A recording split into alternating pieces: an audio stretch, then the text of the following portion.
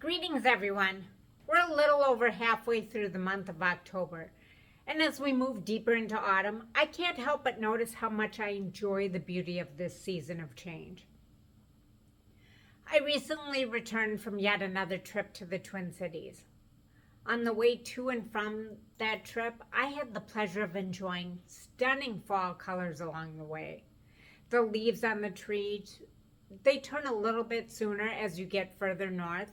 So it was interesting to watch the progression of how much color had changed as I made my way from Chicago to Minnesota.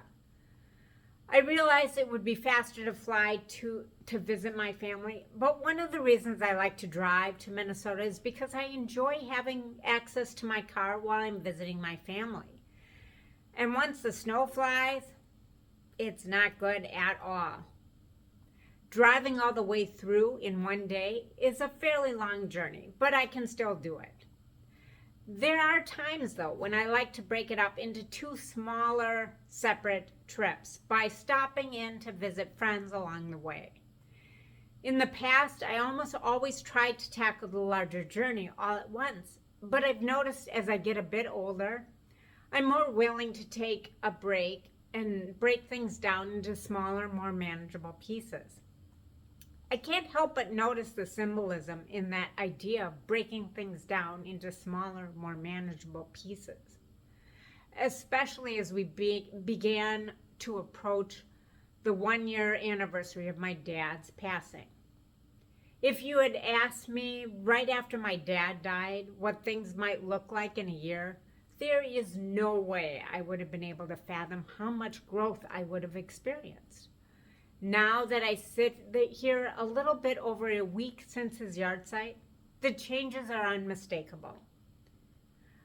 Oh, and by the way, if you're not familiar with the word yahrzeit, a yahrzeit is an anniversary of the date of someone's passing, and it's very significant in Judaism. It is said that the soul of an individual is at its greatest strength and its fullest glory on the day of the yahrzeit. With each passing year, the soul's radiance shines forth across the world and in the heavens. As that soul elevates to a higher and higher spiritual level and moves even closer to God. Thinking about my dad's soul journey through time and space, it brings me great peace. Each time I've gone back to the Twin Cities since my dad died, there have been new emotions and new experiences, all of which have helped me process the fact that he's no longer here in his body, even though he is everywhere in spirit.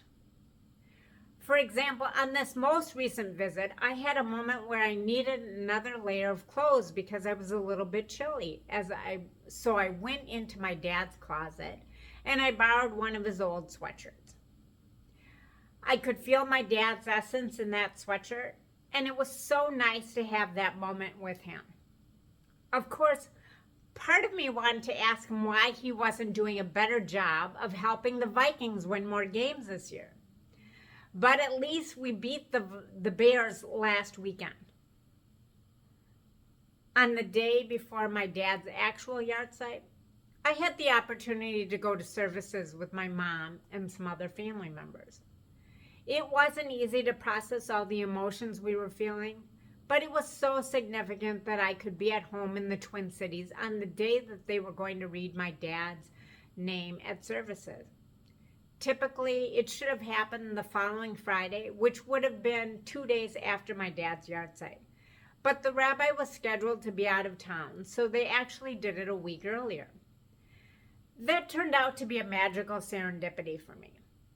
It was as if my dad divinely guided the opportunity for me to be in the Twin Cities on the day his name was spoken at their services. And then back home in Chicago on the following Friday when his name was read at the synagogue where I attend services in my hometown. It was yet another reminder of how close my dad's spirit is watching over me, even a full year after his passing. So on that drive back from the Twin Cities this time, I felt fully resourced to make the entire journey in one day.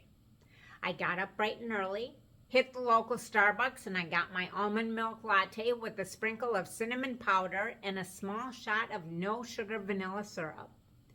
And I hit the road very much knowing that I would be fine for the entire journey because I wasn't going to have to drive alone. Just like his essence was with me in that closet when I grabbed his sweatshirt, my dad was going to be with me for the whole ride home and for every other step I would be taking in the journey of life going forward. If you would have tried to tell me that I would feel this way and be at peace with my dad's death a year ago when it happened, I never would have been able to believe it.